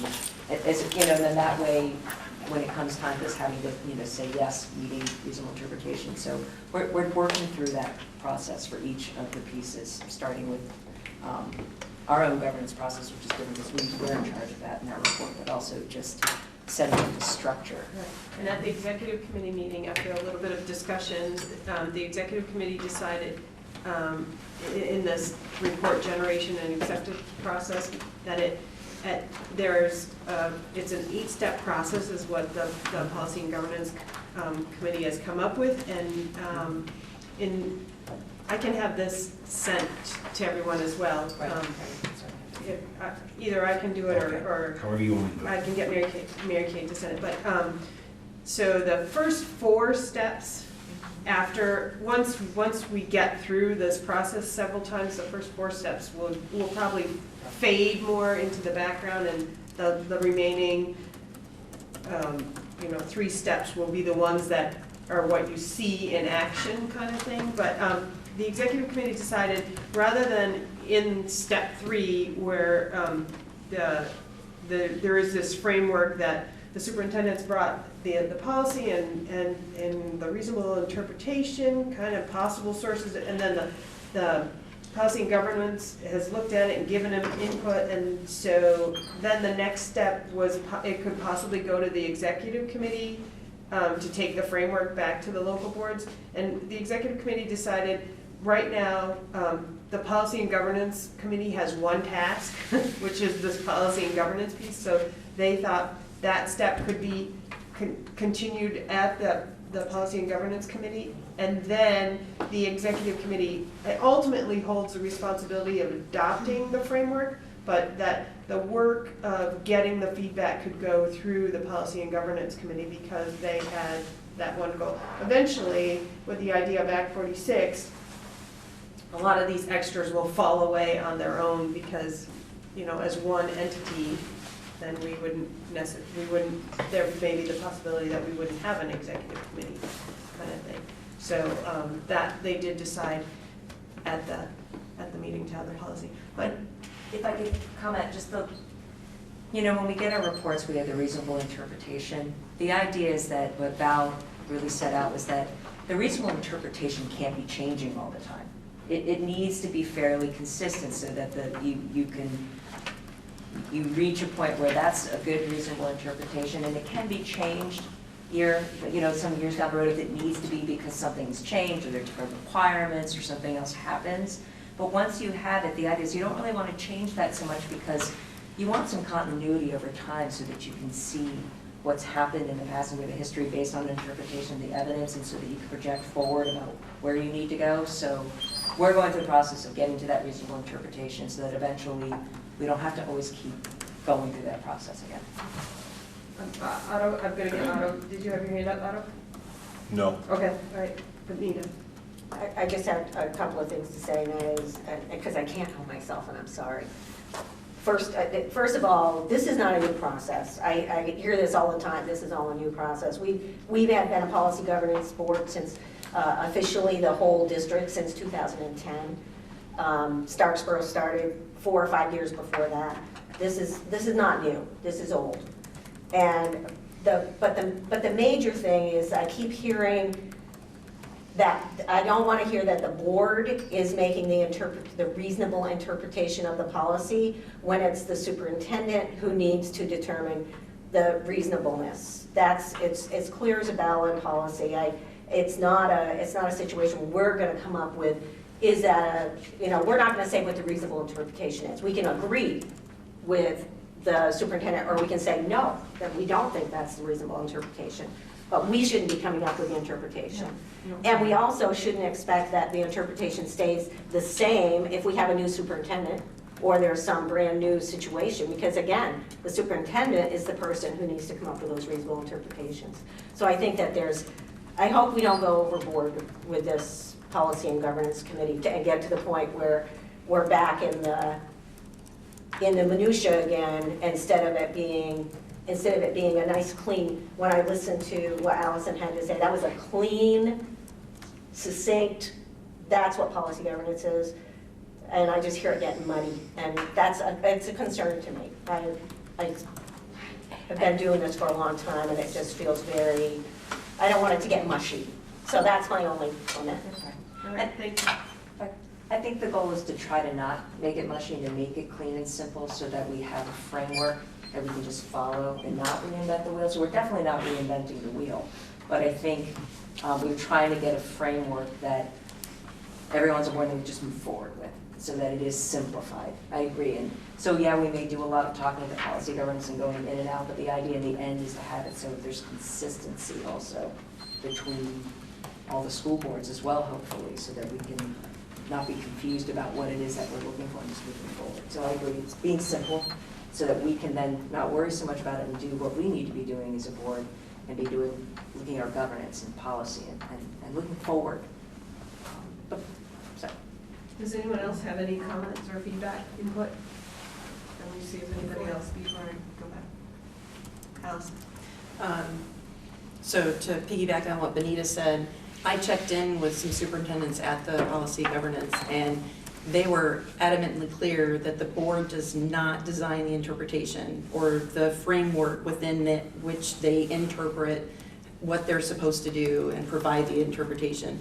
They decide how they're supposed to put that together. They don't get input from the board as to how they want it to look like. They try it first and then they'll present it, and if it doesn't work, then maybe you can tweak it. But it gets into micromanaging again when you tell the superintendent, this is exactly what we want to see and how we want to see it.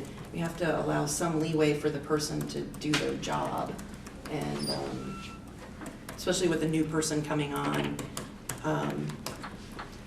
there are other superintendents that they can check in with that have best practices, and I think they're going to know who those are in terms of how to set up a good monitoring report to report back to the board. But I said, well, how do you come up? I do that myself. And if it doesn't work, then I find out, but.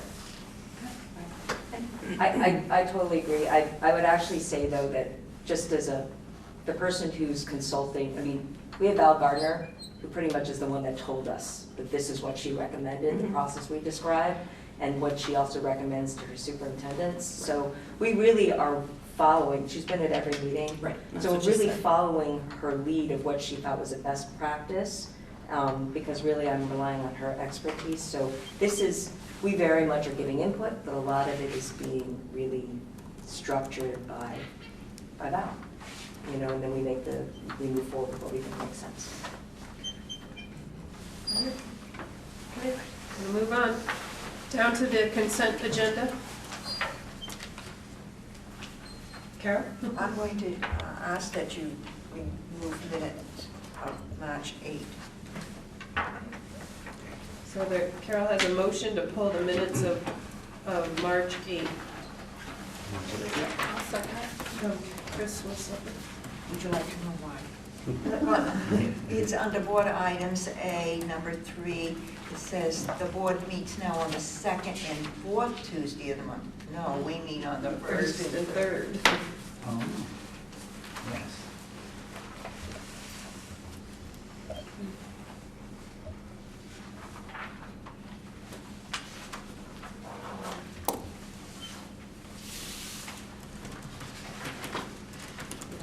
You talked about it before you got the vote. So just let me settle that up. So, a motion to pull the minutes of March 8th. All those in favor of pulling the minutes of March 8th, please say aye. Aye. Any opposed? Any abstentions? All right. Now we got it. Now we got it. Okay, Jody. On those March 8th minutes, Jim McClay's name's spelled wrong, but that's not why I was raising my hand. But while you're fixing them, you might as well fix his name. Is it McClay? Okay. Did I say McLean? Oh, here you go. That's what I did today too. Play, yeah. Thank you. You're welcome. But I did have, I don't want to pull it, but Armando, just so you know, pay order 1046, Karen didn't sign, so just make sure she signs it. Who did not sign it? Karen Wheeler. 10-4-6. Oh, she did? No, Okay. okay. All right. All right, so you pulled the minutes to talk about them. Well, The minutes are all set? All right. Okay, so we'll put the minutes back in when we go ahead with the consent agenda from this point? All right, so would somebody, Anita, you move to approve all of the consent agenda. Can you tell me, I'm sorry, can you tell me who seconded Carol's motion? Chris Pearsall. Thank you. And that was Benita. Yeah, okay. moved For the consent agenda with Barry Yeah. second. All those in favor of approving the consent agenda, please say aye. Aye. Any opposed? Any abstention? All right. Okay.